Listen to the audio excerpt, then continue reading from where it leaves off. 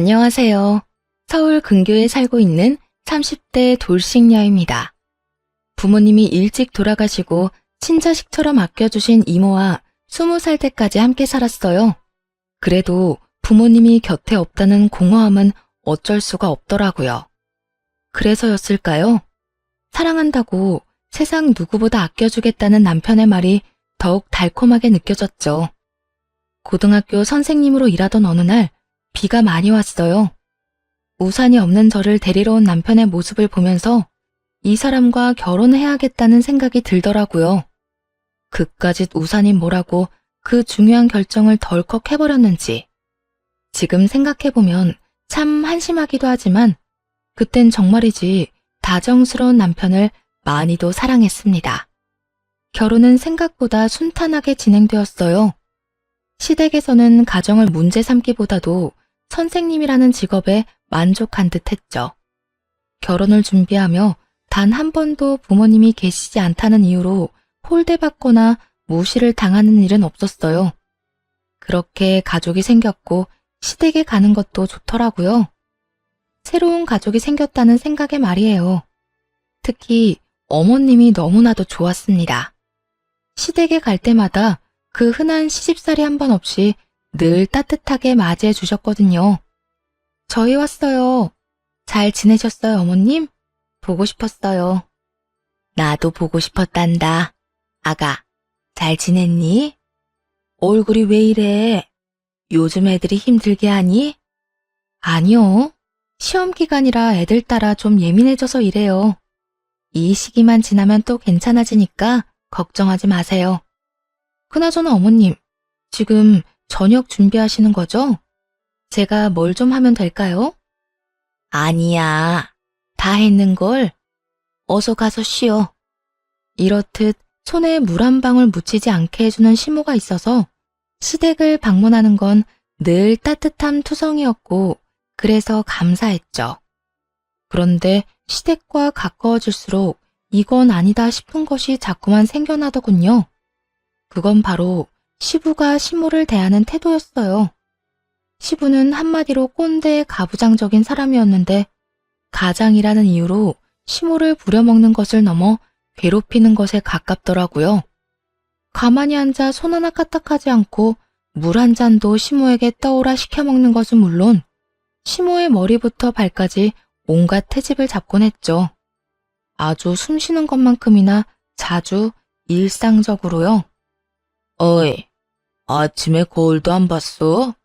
애들도 왔는데 머리 꼬락서니가 그게 뭐야? 왜요? 그렇게 보기 싫어요?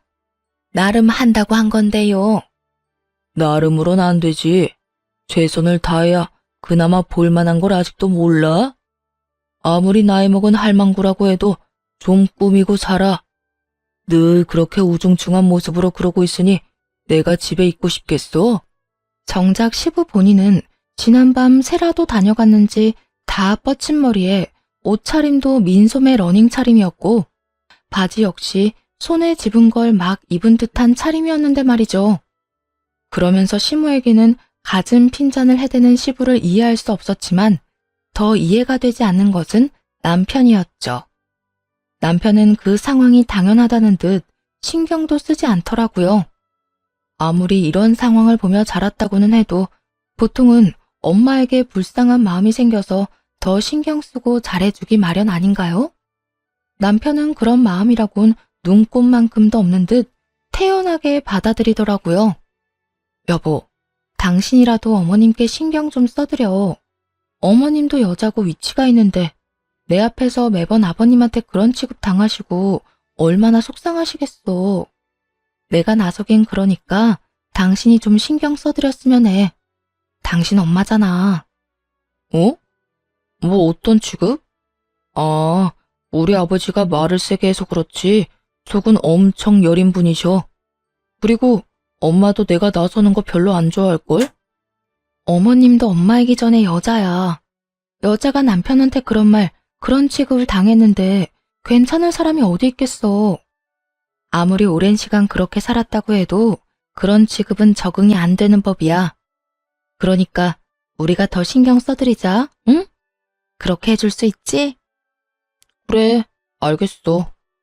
우리 엄마는 좋겠네. 며느리가 이렇게 시어머님 생각도 해주고 말이야. 남편의 부탁이 탐탁치 않아 보이긴 했지만 결국 알겠다며 엄마에게 좀 더 다정하게 대해주겠노라 하더라고요. 한동안은 시댁에 갈 때마다 시모에게 말도 살갑게 하고 연락도 더 자주 하는 모습을 보이기도 했고요. 하지만 결국 남편도 시부와 별반 다르지 않은 사람이란 걸 깨닫게 되는 날이 찾아왔어요. 그날은 시모의 생신이었는데 시부는 당연하다는 듯 시모의 생일조차 모르고 있더라고요. 그래서 시부에게 몸이 좋지 않아 검진을 좀 받아야 하는데 보호자가 필요하다는 명분으로 시모를 밖으로 불러내는데 성공했습니다. 어머님, 생신 축하드려요. 오늘 저랑 하루 종일 데이트해요. 제가 맛있는 것도 사드리고 좋은 곳도 모시고 갈게요. 응? 그게 무슨 말이니? 너 오늘 검진해야 해서 병원에 가야 한다고 하지 않았어? 거짓말이었죠. 그렇게 안 하면 아버님이 어머님 못 나가게 할 것 같아서 거짓말했어요. 그러니까 오늘은 집안 걱정은 하지 말고 저랑 데이트해요. 아니다. 그렇게까지 할 필요 없어. 지금이라도 난 집에 가는 게 좋을 것 같아. 제 아내 시모는 손사래를 치며 다시 집으로 돌아가려 하더라고요. 혹시나 시부가 알게 되면 저에게 불호령이라도 떨어질까 걱정하는 것이 분명해 보였어요. 이렇게 착한 시모를 시부는 왜 그렇게나 못살게 구는지 정말 이해가 되지 않더라고요.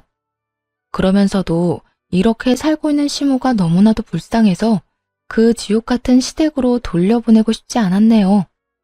있는 힘을 다해 시모를 붙잡고 설득하기 시작했어요. 안 돼요.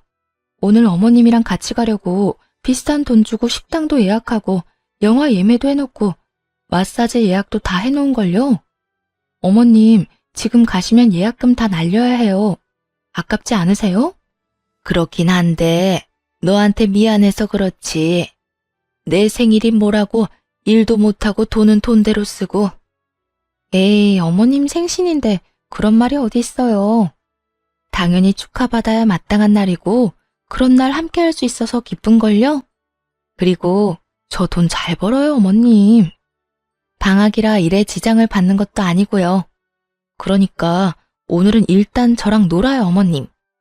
처음에는 정말 이래도 되나 고민하던 시모는 이내 사춘기 소녀처럼 설렘이 가득한 얼굴로 함께하기 시작했어요. 영화를 보며 깔깔거리며 웃기도 하고 마사지를 받으며 그간 밀렸던 잠을 주무시기도 했고요. 식사를 하실 땐 남이 차려준 밥상을 마음 편하게 먹는 건 시집오고 처음인 것 같다며 이것저것 골고루 맛있게 드시더라고요. 그렇게 데이트를 마치고 마지막으로 선물을 드렸죠. 아가, 이건 또 뭐니? 목걸이에요. 보니까 어머님 목이 허전해서 하나 준비했어요. 어떠세요? 마음에 드세요? 그럼 너무 마음에 들어.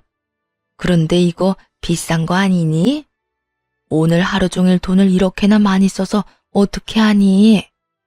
시모는 목걸이를 제대로 받지도 못하고 우물쭈물하고 있더라고요. 이렇게 비싼 것을 받아도 되나 고민하는 것이 눈에 훤히 보였어요. 어머님, 이런 대우도 그렇고 이 정도 선물 역시 당연히 받으셔도 돼요. 제가 하루가 멀다고 이런 데 모시고 오는 것도 아니고 매일같이 이런 선물 사다 드리는 것도 아니잖아요. 그러니까 걱정 그만하시고 받으세요. 저 돈 꽤 번다니까요. 이 정도 쓴다고 해서 큰일 안 나요. 그렇게 시모의 손에 목걸이를 꼭 쥐어드렸고 결국 시모의 눈에선 눈물이 왈칵 쏟아지더군요. 이까짓 게 다 뭐라고 어린아이처럼 우는 시모를 보는데 참 마음이 좋지 않았네요. 다은아, 정말 고맙다 고마워. 지금 죽어도 여한이 없을 만큼 오늘 하루 너무 행복했어. 그리고 이 선물도 고마워. 내 살아 평생 이런 귀한 선물은 처음이란다. 내가 귀하게 간직하마. 어머님, 제가 앞으로 더 잘 모실게요. 그러니까 그만 우세요. 남들이 보면 제가 집이라도 한 채 사드린 줄 알겠어요. 농담이 아니고 지금은 집보다 이 목걸이가 더 좋구나. 하여튼 고맙다. 정말 고마워. 그렇게 시모를 모셔다 드리고 많은 생각이 들더라고요. 시대가 바뀌어 인식이 달라졌는데도 시모는 분명 부당 대우를 받는 것이 확실했어요. 그 말도 안 되는 대우에 시모는 참고 또 참으며 속이 다 문드러졌겠죠. 이대로는 안 되겠다는 생각이 들더라고요. 당장 시부를 변화시키는 건 불가능하겠지만 남편의 행동을 바꾸는 건 가능하지 않을까 싶었어요. 여보, 오늘 어머님이랑 데이트했는데 어머님 너무 좋아하시더라. 별거 하지도 않았는데 어찌나 좋아하시는지. 보는 내가 다 행복하더라니까. 어? 오늘 엄마 만났어? 왜? 당신 몰랐어? 오늘 어머님 생신이잖아. 진짜 몰랐어? 당연히 엄마 생일 정도는 알 거라 생각했는데 남편은 전혀 몰랐던 눈치더라고요. 그 물음에 눈을 이리저리 피하며 다 기어들어가는 목소리로 변명을 하더군요. 그게 일이 바빠서 깜빡했어. 당신 혹시 어머님 생신 깜빡한 게 아니라 아예 못 외우고 있던 건 아니지? 지금 당신 눈치가 그런 것 같은데? 아니야. 그리고 그까지 생일이 뭐가 그렇게 중요한 날이라고 이 난리를 부리는 거야? 다들 있는 생일 그냥 넘길 수도 있는 거지. 더럽게 코를 후벼파며 정말 별일 아니라는 듯 답하는 남편을 보는데 순간적으로 화가 확 올라와 언성을 높였네요. 와, 진짜 당신이나 아버님이나 너무한다고 생각 안 해? 어떻게 된 사람들이 가족 일에 그렇게나 무심할 수가 있어. 당신 친엄마잖아. 다른 날도 아니고 생일 정도는 기억해야 하는 거 아니야? 말했잖아. 일이 바빠서 깜빡했다고. 한 사람이라도 챙겼으면 그만이지. 사람을 이렇게까지 몰아세워? 엄마 생일이 별거야? 남편이 도리어 저에게 큰 소리를 치더군요. 그 순간 남편의 모습에서 시부의 얼굴이 겹쳐 보였습니다. 시모에게 막대하던 시부의 모습, 자기 잘못은 전혀 모른 채 상황이 여의찮으면 상대방을 몰아세우며 화부터 내는 못난 모습이 말이죠. 내가 지금 우리 생일 안 챙긴다고 이 난리를 부리는 거야? 아니잖아. 오늘 어머님이 왜 그렇게 우시나 했더니 당신 보니까 그 이유를 알겠다. 늘 이런 식이었겠지. 자기 생일은 동네 잔치라도 열 기세로 여기저기 소문내기 바쁘면서 정작 당신 낳아준 어머님 생신은 언젠지도 모르고 그냥 그런 날처럼 지나갔겠지. 당신은 좀 다를 거라 생각했는데 당신이나 아버님이나 똑같구나. 무슨 말을 또 그렇게까지 해. 당신이 보고 자란 게 없어서 몰라서 그렇지. 옛날 사람들은 다 이러고 살아. 남편이랑 자식 챙기느라 자기 생일은 언제 지나가는지도 모른 채 그러고 산다고. 뭐? 지금 뭐라고 그랬어?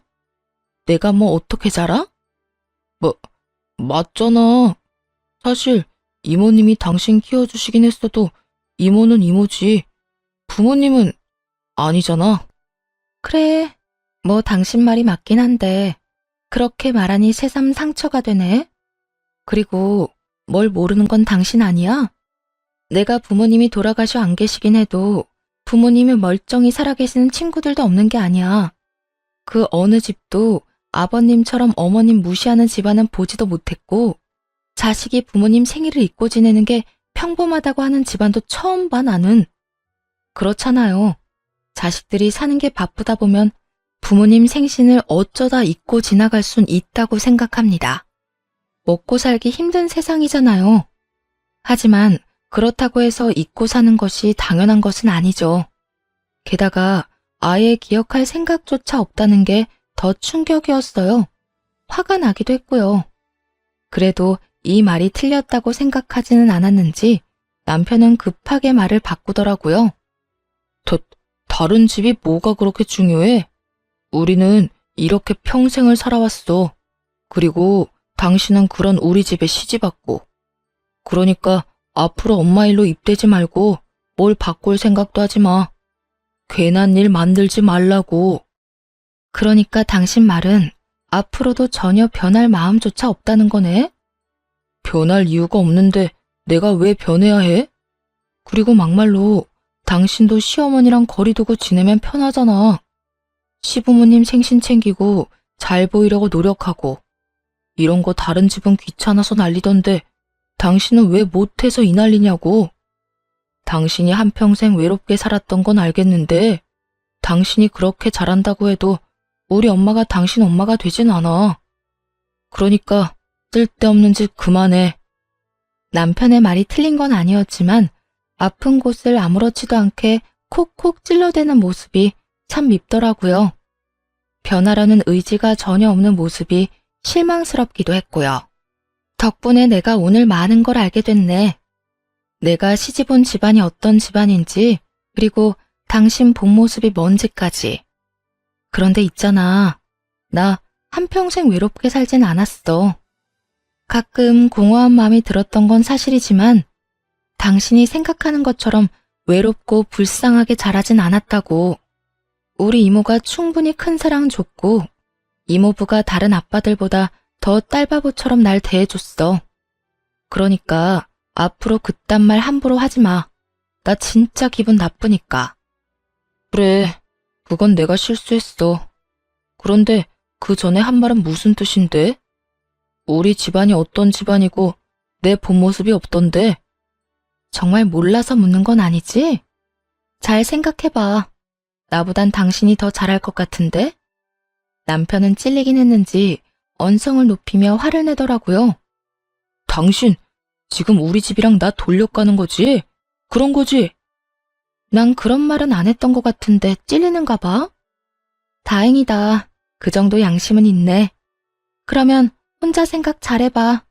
난 피곤해서 들어가서 좀 쉴 테니까. 그대로 방으로 들어온 후 처음으로 이혼에 대해 진지하게 생각하게 됐습니다. 당장이라도 이혼해버릴까 싶었지만 쉽게 내릴 결정이 아니었기에 진지하게 고민하고 또 고민했죠. 하지만 이런 고민이 헛짓거리가 될 만큼 이혼해야 할 만한 이유들이 자꾸 생겨나더라고요. 남편과 한바탕 하고 난 후 남편 놈이 시댁에다 뭐라고 말을 했는지 본격적인 시부의 시집살이가 시작되었습니다. 들어보니 네 시어머니한테 너무하다고 내 아들한테 그렇게 뭐라고 했다고 하던데, 그렇게 네 시모가 걱정이면 앞으로 네가 내 수발을 들면 되겠구나. 이 말과 함께 시작된 시집살이는 정말 더럽고 치사하더라고요. 음식 간이 안 맞는다며 반찬 투정을 하는 것을 시작으로 하루가 멀다 하고 연락해서 괜한 트집을 잡기 일쑤였죠. 말문이 막히면 일단 호통부터 치는 것도 물론이었고 갖가지 방법으로 괴롭혔어요. 그렇지 않아도 이혼하고 싶은 마음이었는데 아주 기름을 붓는 행위였죠. 하지만 이건 아무것도 아니었네요.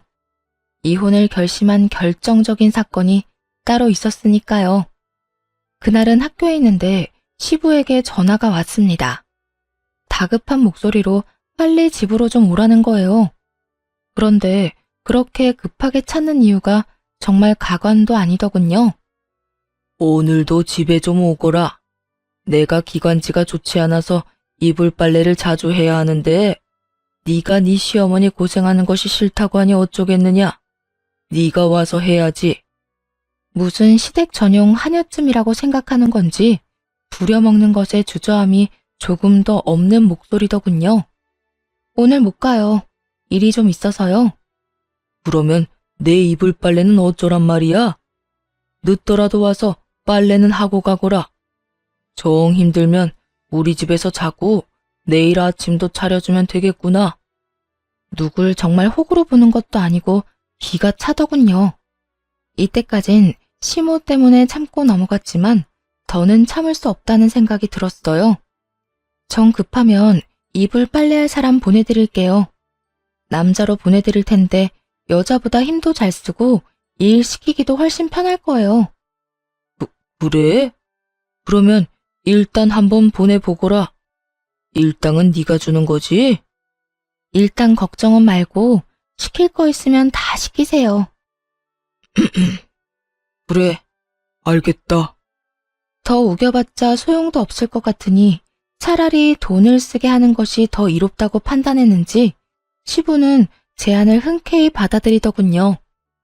시부와 약속한 대로 시댁으로 남자를 보내주었고 그날 저녁 화가 잔뜩 난 시부의 전화가 왔네요. 너 지금 이게 뭐 하는 짓이야? 보내준다던 일할 남자가 내 아들이었던 게야? 감히 어떻게 이딴 짓거리를 해? 네, 맞습니다. 숨 쉬는 값도 못하고 사는 남편놈을 시댁으로 보낸 거죠. 그리고 시부는 생각지도 못한 상황에 길길이 날뛰었고요. 약이 단단히 오른 시부의 목소리를 듣는데 통쾌한 기분마저 들더라고요. 아버님은 중요한 일이라고 하고 저는 도저히 갈 수가 없으니 어쩌겠어요. 아범이라도 보내 급한 일부터 처리해야 하지 않겠어요? 아범이 생각보다 일을 잘할 수도 있으니까 한번 시켜놔 보세요. 아무래도 저보다 힘은 좋지 않겠어요? 너 당장 집으로 오거라 당장.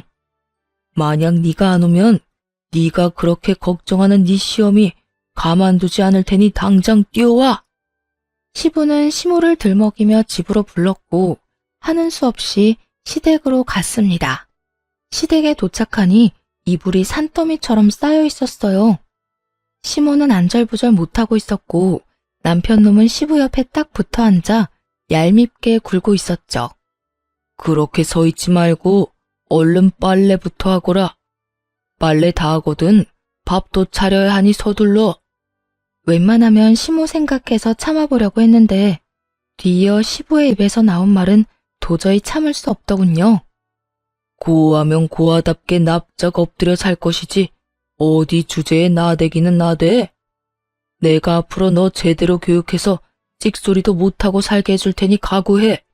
그러니까 너 앞으로 잔머리 쓰지 말고 아버지 말 잘 듣고 살아. 오늘도 봐라. 괜히 잔머리 쓰다가 너만 이 고생하는 거. 남편과 시부가 내뱉는 말에 눈이 확 돌아가는 기분이더군요. 남편이 시부의 편을 들어 거들 땐 더는 참으려야 참을 수가 없었어요. 바닥에 놓인 이불을 집어들고 시부와 남편의 얼굴에 던져버렸네요. 두 사람은 깜짝 놀라며 화를 냈지만 아랑곳하지 않고 두 사람에게 단호하게 말했어요. 전 아버님 교육 같은 거 전혀 필요 없거든요. 그렇게 교육하고 싶으시면 아버님 아들 교육이나 똑바로 하세요. 어떻게 된 인간이 제대로 된 구석이 하나도 없는지 보고 있으면 한숨밖에 안 나오던데요. 내 아들이 어때서? 하긴 아버님이 그 모양 그 꼴인데 아들이 멀쩡하겠어요. 그리고 아범이나 아버님이나 계속 고아 타령하시는데 그런 말을 아무렇지 않게 하는 것 자체가 인간이 덜 됐다는 걸 증명하는 거 아닌가요? 정말 모르신 건 아니죠? 앞으론 좀 조심해 주세요.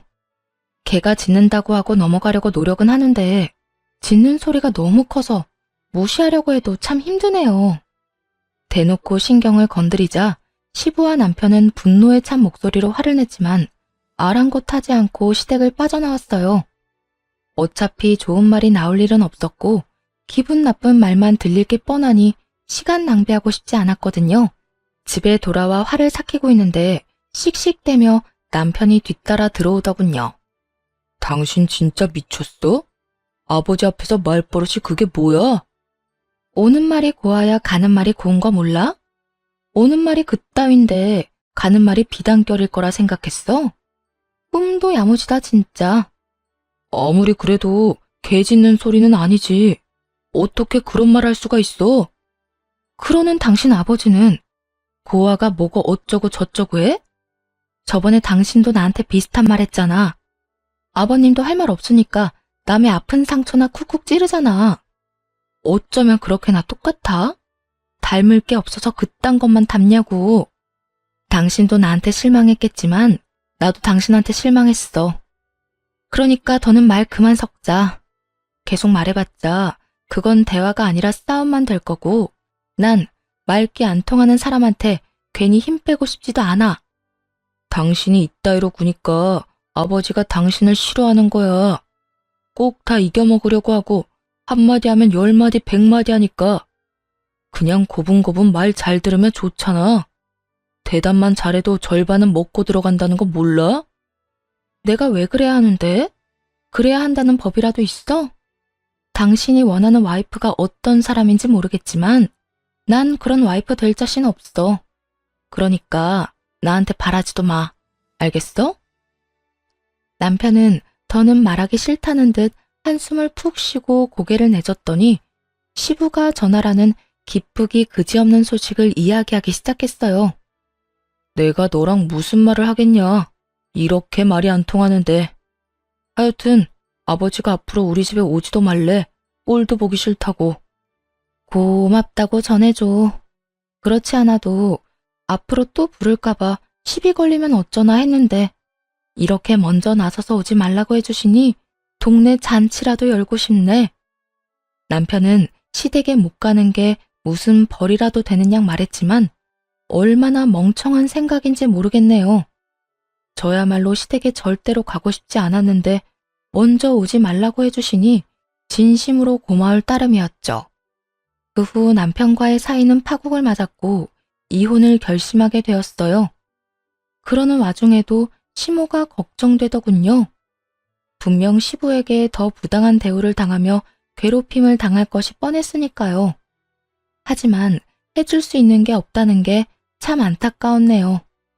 그래서 시간이 날 때마다 시모에게 연락을 하거나 따로 만나 시간을 보냈습니다. 그때마다 시모는 시부의 눈치를 살피곤 했지만 그 시간만큼은 정말 즐겁고 기다려진다고 하시더라고요. 어린 아이처럼 행복해 하시는 시모에게 차마 이혼 이야기를 꺼내지는 못하겠더라고요. 그러던 어느 날 시부에게서 뜻밖의 연락이 왔습니다. 너 지금 어디냐? 밖인데 무슨 일이세요?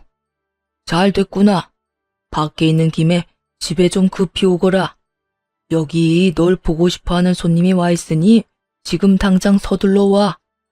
전화할 말을 마친 시부는 대답할 틈도 없이 전화를 끊어버리더군요. 기다리는 손님이 있든 말든 그냥 가지 말까 생각도 했지만 묘하게 가야 할 것 같은 기분이 들었어요. 그래서 시댁으로 갔고 그곳에서 차마 두 눈 뜨고 볼 수 없는 광경을 마주하게 되었습니다. 이리 와서 인사하거라.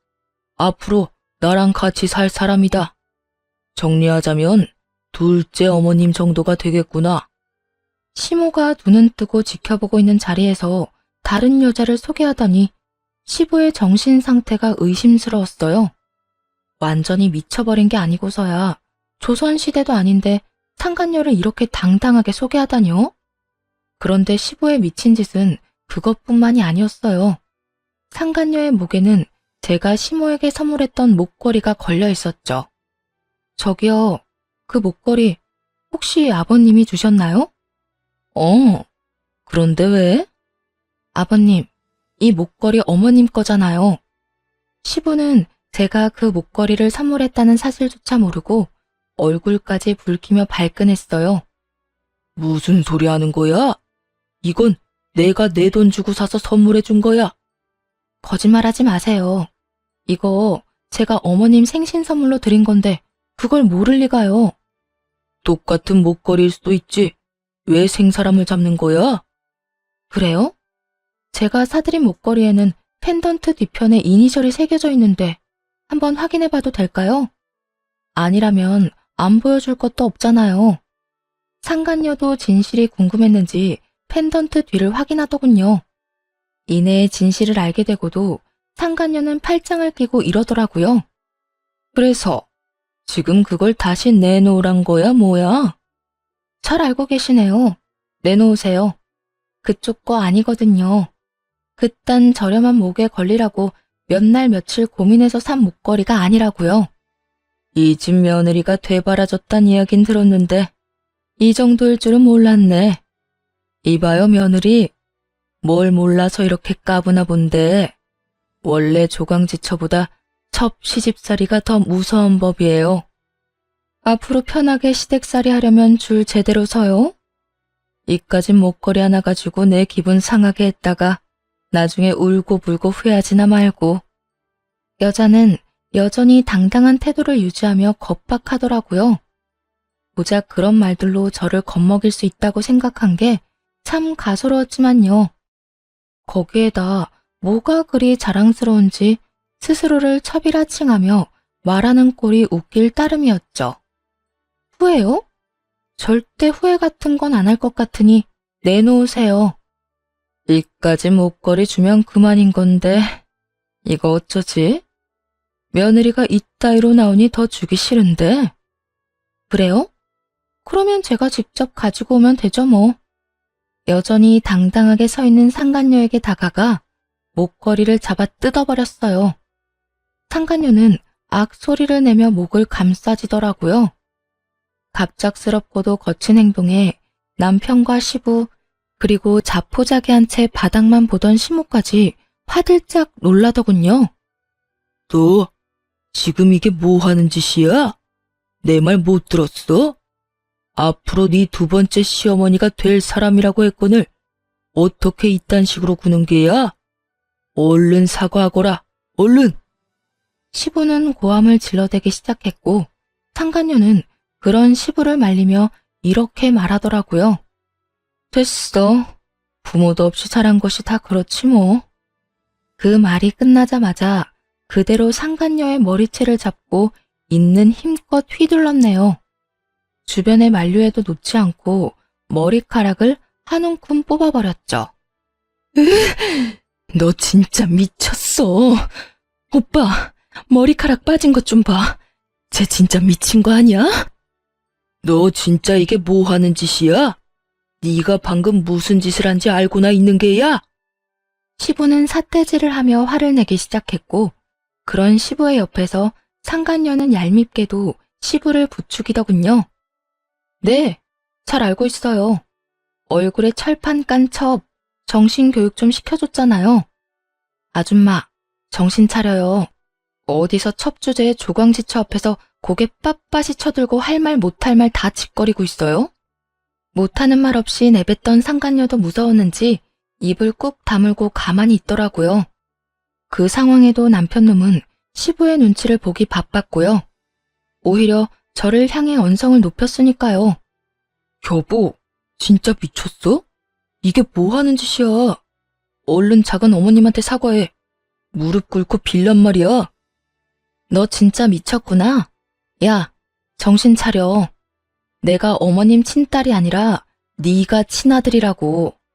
하긴 엄마 생신도 언제인지 모르는 놈이 어련하겠니? 너한테 다른 건 바라지도 않으니까 그냥 그 입이나 좀 다물고 있어. 뭐? 너 진짜 말 다 했냐? 너 자꾸 이런 식으로 막 나오면 나 너랑 이혼하는 수밖에 없다고. 너 나랑 정말 이혼이라도 해야 정신 차릴 거야? 네가 이혼하자고 하면 내가 겁이라도 날까 봐? 착각하는가 본데 그렇지 않아도 너랑 이혼하려고 준비하고 있었거든? 그러니까 너도 고민하지 말고 이혼할 준비나 해. 당신 홧김에 지금 이혼 들먹이나 본데 이래봤자 당신한테 이로울 게 하나도 없다는 거 몰라? 그냥 지금이라도 무릎 꿇고 빌어. 그러면 아버지랑 작은 어머님도 다 용서해 줄 거니까 말이야. 말귀 못 알아듣니? 나 이혼할 거라니까. 헛소리 그만하고 이혼 준비나 해. 남편은 이런 상황은 예상하지도 못했다는 듯 당황한 기색이 역력하더라고요. 자신이 한 짓거리와 시부가 한 짓거리가 있는데도 제가 참고 살 거라 믿어 의심치 않는 남편의 꼴이 기가 차기도 하고 웃기기도 했어요. 그 자리에서 시모에게로 다가가 손을 잡고 시댁을 나와버렸습니다. 순순히 따라 나오시는 걸 보니 갈 곳이 마땅히 없어 자리를 지키고 있으신 모양이더라고요. 무엇보다 마음이 아프고 화가 났던 건 모든 걸 체념한 듯한 시모의 표정이었어요. 집을 나가봤자 마땅히 지낼 곳도 없고 한평생 주부로 살았으니 따로 모아둔 돈도 마땅치 않은 상황이었죠. 시모의 상황을 누구보다 잘 알고 있던 시부는 그걸 이용해 저리도 당당하게 굴었던 것이고요. 집으로 시모를 모시고 온 저는 시모에게 이혼을 권했어요. 이런 꼴까지 봤는데 오갈 데가 없어서 능력이 되지 않아서 이혼을 하지 않는다는 건 정말 말도 안 되는 것이라 생각했으니까요. 어머님, 저 이혼할 거예요. 어머님도 이혼 생각해 보시는 건 어때요? 내가? 사실 이혼이야 하루에도 몇 번씩 생각해. 그런데 내 처지에 이혼까지 하면 어딜 가서 먹고 자고 하겠니? 내가 능력이 있는 것도 아니고 모아둔 돈이 많은 것도 아닌데 말이다. 거기에 이제 나이도 있어서 식당 일도 못해. 받아주지도 않을 거야. 역시나 시모가 하고 있는 걱정은 예상과 같았죠. 시모의 손을 붙잡고 이혼 후에도 행복할 수 있는 미래를 알려드렸네요. 어머님, 요즘 세상이 많이 좋아졌어요. 이혼만 결심하시면 어머님이 지난 세월 동안 집안에서 열심히 밥하고 설거지 하시며 아버님 뒷바라지 하신 거 돈으로 다 받아낼 수 있어요. 재산 분할이라는 명목으로요. 그것뿐만이 아니에요. 지금 아버님 외도 저지르는 걸로 위자료도 받을 수 있어요. 그 여자한테도 상간녀 소송 걸어서 위자료 다 받을 수 있고요. 그거면 집도 구하고 생활도 가능하시지 않으시겠어요? 넉넉하진 않겠지만 지금보다 더 행복하고 자유롭게 살 수 있을 거예요. 제가 꼭 그렇게 되도록 도와드릴 테니 어머님은 용기만 좀 내주세요. 네? 그게 정말이니? 그렇게만 된다면 당장이라도 이혼하고 싶구나. 단 하루를 살더라도 이젠 마음 편히 행복하게 살고 싶어. 시모는 이혼하겠노라 결심하셨고 그렇게 시모를 모시고 이혼을 진행했어요. 정신없는 하루하루를 보내고 있는데 남편이 집으로 찾아왔더라고요. 옷을 가지러 왔다고는 하는데 집안을 이리저리 살피며 시모의 안부를 묻는 것이 시부가 보낸 것이 확실해 보이더라고요. 엄마는? 잘 있어? 당신이 웬일로 어머님을 다 묻는데? 왜? 아버님이 시키든? 어머님 뭐하고 지내는지 무슨 생각인지 알아오래? 아니거든. 그냥 물어봤어. 엄마 여기서 잘 지내고 있나 궁금해서. 그렇게 궁금하다는 사람이 전화 한 통 안 하대? 어머님, 지금 산책하러 가셨어. 간 김에 카페도 들리시고 꽃집도 들렀다 오실 거야. 그래? 당신은 요즘 잘 지내? 반성은 좀 했어? 이혼이 진행되고 있는 와중에 반성을 운운하는 남편을 보니 왜 위자료 문제로 트집을 잡으며 시간을 끄는 것인지 알겠더라고요. 남편은 제가 진짜 이혼할 마음은 없으면서 겁이나 주려고 보여주기식이라는 크나큰 착각을 하고 있었던 것을요. 그 얼마나 말도 안 되는 착각인지 헛웃음이 새어나왔네요. 무슨 정신 나간 소리야? 우리 이혼 진행 중인 거 잊었어? 반성은 개뿔. 혹시나 이상한 상상하고 있는 거면 그만두고 이혼이나 빨리 해. 이상한 트집 잡아서 이리저리 미루지 말고. 나도 이혼하고 싶거든. 그래, 당장 해. 하자고. 제발 큰 소리만 치지 말고 하자 좀. 그 이후 위자료 문제로 자꾸만 사람 기운만 빼던 남편놈은 그제야 진심으로 한 말이란 걸 알았는지 이혼을 순순히 해주더라고요. 그렇게 제 이혼을 마무리하고 난 후 이번에는 시모의 이혼이 진행되었고요. 그때 전 시부에게서 연락이 오더라고요. 몸이 많이 아파 병원이라면서요. 잘 지내냐? 저야 잘 지내고 있어요. 새로운 부인이랑 잘 지내세요? 우리 아들한테 연락 못 받았니? 내가 몸이 많이 좋지 않아서 지금 입원해 있다. 너도 알지? 내가 당뇨가 심했다는 거. 최근에 급격하게 상태가 안 좋아져서 입원한 지 꽤 됐어. 아, 그러셨어요? 전혀 몰랐어요. 많이 안 좋으세요? 그 녀석 다 연락했다고 하더니 거짓말이었구나. 생각보다 몸이 많이 안 좋아. 그래서 말인데 네 시어머니 모시고 병원으로 좀 와줄 수 있겠니? 내가 꼭 하고 싶은 말이 있어서 그래. 어떻게 보면 당연한 일이기도 했어요. 이때껏 시부의 몸 관리는 시모가 다 해주고 있었거든요. 시부 본인보다 몸 상태를 더 잘하는 시모가 사라졌으니 멀쩡할 리가 없었죠. 그렇다고 상간녀나 전 남편이 수발을 잘 들었을 리도 없었고요. 당뇨는 무엇보다 관리가 중요한데 전혀 관리가 되지 않으니 시부의 몸 상태는 보지 않아도 뻔했었죠. 이 와중에 전 남편의 소름 끼치는 행동이 무엇인지 아세요? 시부가 아프고 위독하다는 사실을 시모에게 일부러 알리지 않았다는 것이죠. 시부의 재산을 모두 상속받고 싶은 전 남편이 머리를 굴렸더라고요.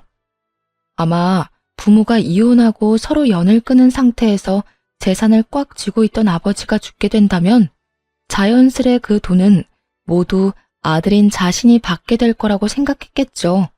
그 순간에 다시 한번 그 인간과 이혼하길 정말 잘했다는 생각이 들더군요. 하여튼 저와 시모는 서둘러 병원으로 갔고 예상보다도 더 좋지 않은 전 시부를 마주했네요. 왔어? 안색이 생각보다 더 좋아서 다행이기도 하고 미안하기도 하네. 시부는 시모를 보자마자 사과의 말부터 전하더라고요. 다른 건 몰라도 이 말은 꼭 하고 떠나겠다는 듯 말이에요. 시모도 그런 시부의 진심을 느꼈는지 한 손으로 손을 잡고 한 손으론 얼굴을 쓰다듬으며 말했어요. 많이 아파요? 안색이 이게 뭐예요? 보다시피 좋지 않아. 자네, 나랑 사는 동안 고생했어. 그리고 내가 미안했어. 이 말을 꼭 하고 싶어서 내가 자네를 계속 기다렸다네. 내가 너무 미워서 오지 않으면 어떻게 하나 싶었는데 와주어서 고마워. 내가 이제 편히 눈 감을 수 있을 것 같네. 다시 한번 미안했어, 여보. 시모에게 진심을 담은 사과를 전한 후 시부는 기다렸다는 듯 눈을 감았고 어머님은 목 놓아 우시더라고요. 밉긴 했지만 이렇게 돌아가시길 바란 건 아니었다고요. 시부가 돌아가시고 안 사실인데 시부는 몸이 아프기 시작할 무렵부터 반성을 많이 한 모양이었어요. 시모가 떠난 후 괜찮았던 합병증들이 생기기 시작하고 심혈관계 질환도 급격하게 나빠졌으니 전처 생각이 절로 나며 자신이 심했다 싶었던 것이었죠. 그렇게 반성을 하게 된 시부는 시모 앞으로 미리 재산을 다 상속한다는 유언장을 작성했더라고요. 시모와 전 남편은 눈물을 흘렸습니다. 어머님은 화해의 눈물을, 전 남편은 재산을 가지지 못해 분통을 터뜨리는 상반된 의미였죠. 이럴 순 없어. 이럴 순 없다고. 어떻게 내 앞으로 한 푼도 안 남기고 아버지 버리고 도망간 엄마한테만 돈을 남길 수가 있냐고. 유언장 내용을 한 전 남편은 장례식장인 것도 잊었는지 행패를 부리기 시작하더군요. 그 꼴이 얼마나 한심한지 할 수만 있다면 눈에서 보이지 않는 곳으로 치워버리고 싶더라고요. 뿌린 대로 거둔다는 말 몰라? 그러게 재산을 물려받고 싶었으면 아버님이 그렇게 되기 전에 약이라도 좀 챙겨드리지 그랬어. 너나 그 여자나 그 속이 오죽 훤히 보였으면 잘못이란 모르던 아버님이 눈물까지 쏟으며 반성이란 걸 다 하셨을까? 당신은 그걸 보면서도 전혀 느끼는 바가 없지? 느끼기는 개뿔. 내가 뭘 그렇게까지 잘못했는데? 난 말이야, 당신한테 우리 아버지처럼 군 적 단 한 번도 없다고. 그건 당신 생각이고. 아, 제발 좀 그만하자. 여기 당신 아버지 장례식장이야. 가시는 길 잘 보내드려도 모자랄 판국에 꼭 여기에서까지 이 난리를 부려야겠어? 이 말에 전 남편은 더욱 발악을 하며 시모를 향해 고함을 질러대기 시작했어요. 내가 오죽하면 장례식장에서 이러겠냐? 엄마, 그 재산 혼자 다 꿀꺽할 건 아니지? 나 엄마 하나밖에 없는 자식이야. 나한테도 좀 달라고. 나 지금 아버지한테 상속받는다고 회사도 그만두고 이 사람한테 위자료도 많이 줘서 진짜 땡전 한 푼 없다고. 엄마가 나한테 절반만 주면 내가 그 아줌마도 엄마 못 괴롭히게 해줄게. 그 아줌마도 병수발 다 들었더니 땡전 한 푼 못 받았다고 난리가 났다고. 낙동강 오리알 신세가 되어버린 전 남편과 상간녀는 그야말로 약이 단단히 오른 상태더라고요. 전 남편은 그런 상황을 역이용해서 어머님에게 재산 뜯어갈 생각에 열심히 설득하기 시작했죠. 아마 예전에 자포자기한 채 무기력하던 시모였다면 이까짓 재산 있어서 뭐 하겠냐고 하며 전 남편이 원하는 대로 해줬을지도 몰라요. 하지만 어머님은 변했고 마음마저 단단해진 상태였습니다. 넌 아직도 이 엄마가 많이 우스운 모양이구나. 그딴 말로 그 큰 돈을 뜯어갈 생각을 하는 걸 보니 난 너한테 한 푼도 줄 생각 없으니 그런 줄 알아. 엄마, 왜 이래? 나 엄마 아들이야. 엄마의 하나뿐인 아들. 그런 내가 돈 때문에 힘들다는데 이런 식으로 나올 거야? 너 말 한 번 잘했구나. 네 말대로 내 하나뿐인 아들인 네가 이때까지 내 생일 한 번을 챙겨준 적이 있니? 말 한 번 다정하게 건넨 적이 있니? 그저 네 아버지 따라서 날 무시하기 바빴으면서 이제 와서 아들 생색을 해? 꿈도 꾸지 마. 난 이제 너 같은 아들은 없는 셈 치고 살 테니까.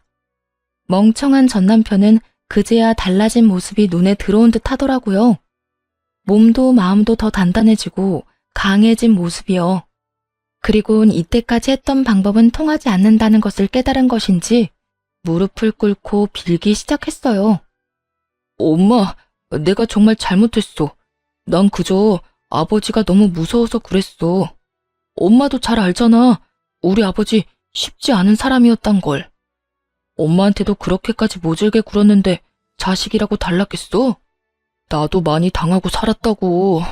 그러니까 나 불쌍하게 여기고 한 번만 봐줘. 응? 시모는 전 남편의 말이 끝나자마자 코웃음을 쳐버리더군요. 그리곤 열과 성을 다해 불쌍한 척하는 남편을 내려다보며 이렇게 말했어요. 늦었어. 네가 진짜 나한테 미안한 마음이 조금이라도 있었다면 네 아버지가 그렇게 되기 전에 나한테 안부 전화라도 한 통 했었어야지. 그땐 내가 하는 전화도 제대로 받지 않아 놓고선 이제 와서 이러는 거 너무 속이 훤하게 보인다고 생각하지 않니? 다 필요 없으니 얼른 가거라. 다신 찾아오지도 말고. 시모는 전 남편을 장례식장에서 내쫓아버렸고 장례가 끝나자마자 연락처도 차단을 해버리고 집도 옮겨버려 더는 마주할 일이 없었어요. 그러게 진작 제 말을 듣고 시모에게 다정하게 굴었다면 돈 때문에 그렇게까지 고생할 일은 없었을 텐데 뿌린 대로 잘 거둔 것이라 생각했네요. 모든 상황이 정리되고 난 후 저에겐 엄마가 생겼습니다. 다들 예상하다시피 어머님과 함께 지내며 서로를 의지해서 엄마와 딸처럼 살고 있답니다. 사실 전화를 차단한 후로도 여러 방법으로 전 남편에게 연락이 오곤 했어요. 하지만 엄마는 전혀 받아줄 생각이 없다고 하더라고요. 워낙 엄마에게 지은 죄가 많으니 당연한 결과이기도 했죠. 그러면서도 엄마는 저에게 이런 말씀을 하시더라고요.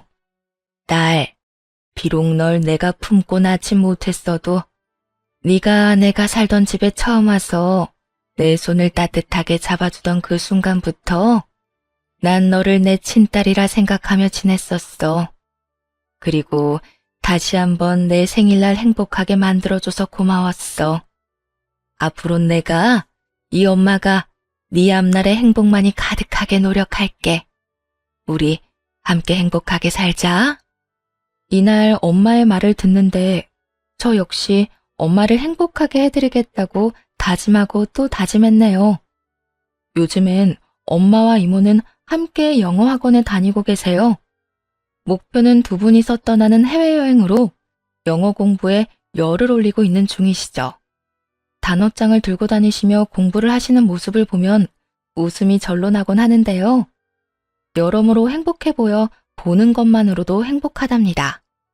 새로운 가족과 함께 앞으로도 행복하게 잘 살아보려고요. 긴 사연 함께 해주셔서 감사합니다.